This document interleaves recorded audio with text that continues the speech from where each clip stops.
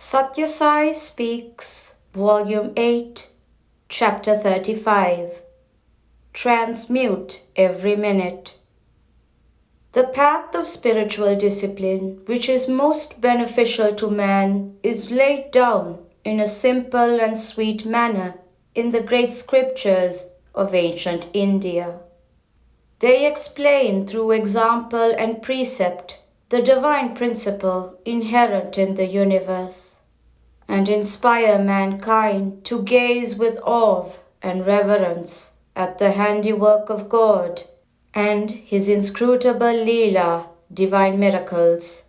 They prompt man to march along the pilgrim road of sacrifice in the happy company of sages, so that before the body falls, the vision of the eternal can be gained and enshrined in the heart forever.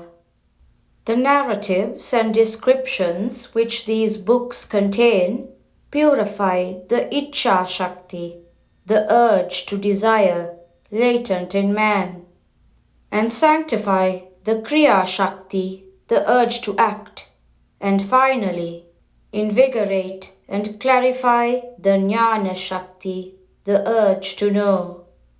By this process, man attains Chitta Shuddhi, the purification of the consciousness. It is only in the consciousness that is so transformed that the Atma can be reflected and understood. So, every religion has as its technique this transformation, this cleansing process. Every classic religion has this as its aim. Uttering Dharma without practicing it is hypocrisy. The Mahabharata, for example, is basically the story of the 5 vital airs of man, the Panchapranas, overcoming the 100 obstacles in the path of upward progress. The eldest of the 5 Pandava brothers is Dharmaraja, morality, righteousness.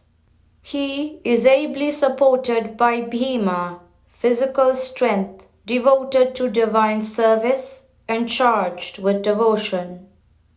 Arjuna, steady, pure faith in God, and Nakula and Sahadeva, who represent steadfastness and equanimity. When these 5 are exiled, the Hastinapuram body is inundated with adharma, unrighteousness. In the Mahabharata, the need for practicing dharma is illustrated with the help of a series of critical situations and dilemmas which, in one form or other, harass man. The Upanishads exhort man, Satyam Vadha Dharmam Chara, utter truth, pursue dharma. But man is content with uttering dharma and the Vadha, killing of truth.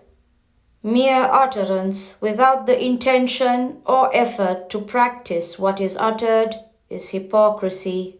It ruins the character and degrades the personality.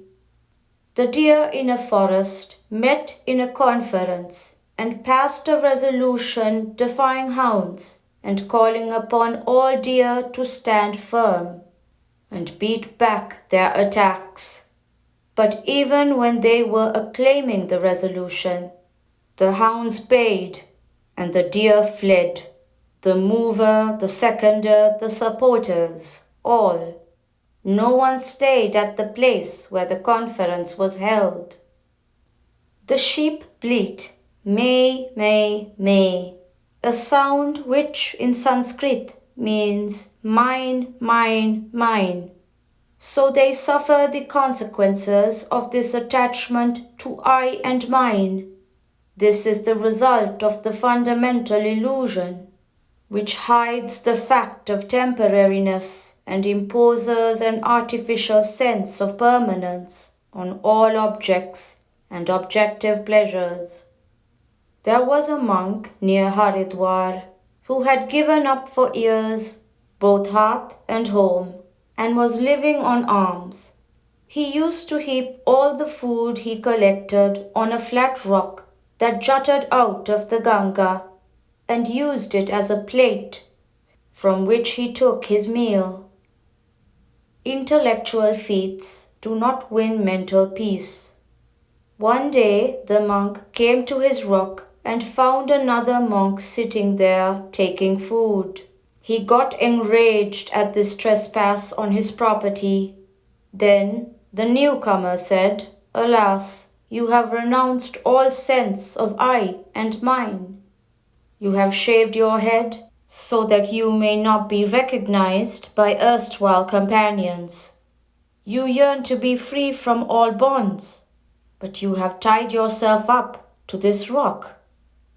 How can you swim across the sea of samsara, worldly life of repeated cycles of birth and death, with this rock around your neck? You are leading a life of hypocrisy." That opened his eyes to the error. Gopi Chand's mother encouraged him to tread the path of renunciation and fortitude as a preliminary to self-realization.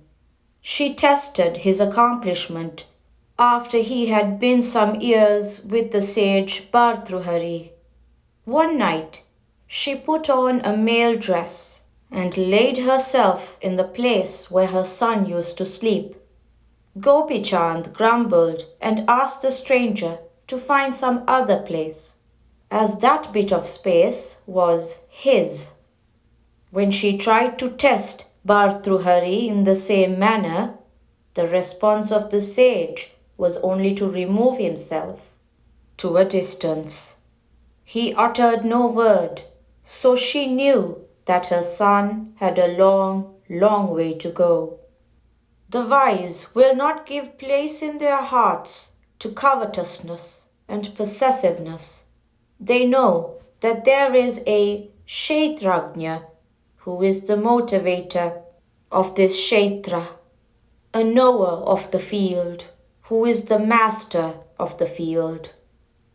Vyasa, who collated the Vedas, composed the aphorisms that demarcate the divine principles, the Brahma Sutras, and wrote the Mahabharata, reputed to be the fifth Veda. But he could still not win mental peace. Those were but intellectual feats, flights of poetry and philosophy, but not flowers that blossomed from authentic experience. At last, though, the prompting of Narada, who taught and practiced Bhakti Marga, the path of devotion, he immersed himself in the contemplation and description of the grandeur and glory of Godhead. The Bhagavata was the result of this yearning of Vyasa. Analyze your habits on the touchstone of morality. The Bhagavata has given rise to many who call themselves as Bhagavatars, since they expound the text. But the divine thrill that Narada and Vyasa felt is not shared by them in the slightest degree, because they do not expound from experience.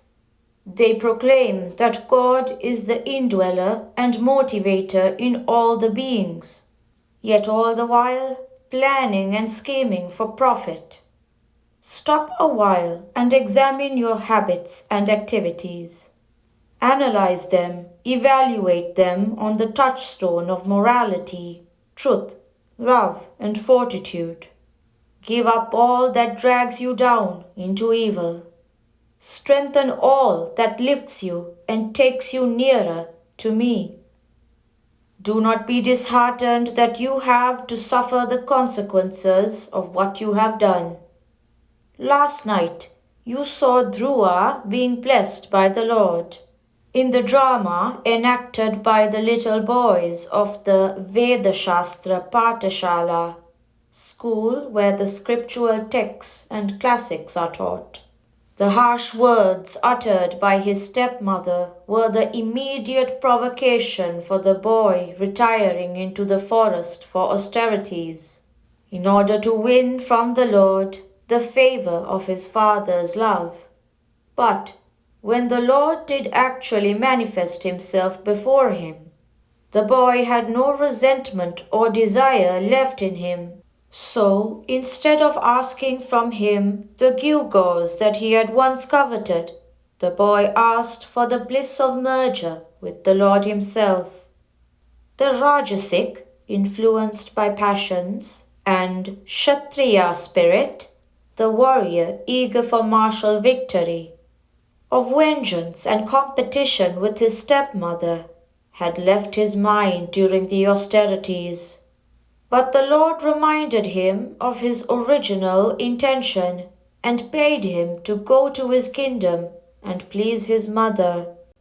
Before he rested as the pole star in the sky, Dhruva, though quite a lad, won the favor of the Lord, who raised him to the position of pole star. Dhruva engaged himself, though a boy, in sadhana that drew the Lord near him. One has to go through the crucible of joy and grief. Ideals must become higher and grander. Desires must become more and more selfless and sublime. Attachments must be transmuted into nobler and subtler emotions. The story will be gripping only when there is steady development towards denouncement. That is why one passes through the crucible of joy and grief and emerges all the purer and stronger for the experience. When a child's growth is stunted, it causes grief. When he starts to grow normally, it causes joy. When the growth is abnormal, it causes grief again. The swing of the pendulum makes life interesting. It is a gymnasium, a school. One has to retire behind the curtain sooner or later. So while on the stage, win the esteem of the director by playing your role to his satisfaction, trying not to spoil his play by your lisping or slipping words. Be like the tortoise, which can live in water or land. That is to say, cultivate the inner calm that helps you to be with the thought of God, whether you are amidst men or alone. Ekanta, solitude, is when you are not aware of the crowd around you. It is what you create out of the solitude of your own mind. Here, for example, when you are undisturbed by others, each of you has perfect ekanta. Naga Sankirtan is Bhagavata in practice. This is the practice I want to teach you. And then there is another. That is the practice of Naga Sankirtan, going around the streets in the early hours singing devotional songs in your villages. The benefits that accrue from this are too many to be recounted now within the time available. In short, it is Bhagavata in practice. When the senses of man are yet dormant after the night's sleep experience, you move out along the quiet streets, sharpening the intellects of the listeners and sanctifying the atmosphere by the recitation of the glories of God. It is an invaluable restorative to both body and mind, for yourselves and others. Every song is a sword that cuts the knots of laziness. It is a fine piece of social service to remind all of their duty to the Almighty who watches over them and who gave them the gift of a new day. Laziness is the bane of modern civilization. They complain of overwork. They talk of being tired. I am showing you by my example how you must fill every moment with useful, beneficial activity. You talk among yourselves. Oh, Swami is having his rest hour. Swami is sleeping. But I have never craved for a minute's rest or sleep or relief. Shall I tell you at what time I feel restful, relieved, content? When I know that you are all earning supreme bliss through detachment and spiritual discipline, not until then. I am ever engaged in some activity or other for your benefit. Things that I could get done, I do not entrust to others, I do them myself, so that they may learn self-reliance and get experience thereby. I have always your progress, your comfort, and your happiness in mind. You can note it in the slightest act of mine. I do all work pertaining to me. I open all letters addressed to me, and they are legion. Those who lead must themselves follow. You see me getting up from this chair and moving backstage now and then. Let me reveal to you that this is not due to any desire to avoid listening to the speeches of the distinguished persons who address you, or to my getting tired, or the need to have a sip of water. It is only to give you a chance to change your posture, to relax your limbs and adjust them for another hour or so of intent listening. If I am before you, I know you do not feel like doing these, and I know how many of you are putting up with long hours of sitting taut in the same position in this closely packed gathering. There is none to question me if I do not act. There is nothing I would lose if I do not engage in activity. Nor have I any great urge to be acting, but yet you see me very active. The reason is I must be doing something all of the time for your sake. As an example, as an inspiration, as a piece of training. Those who are leading must themselves follow. Those who command must themselves carry out what they expect others to do. I am engaged in activity so that you may learn to transmute every minute into a golden chance to ennoble yourselves into Godhead. Prashanti Nilayam, September 24th, 1968.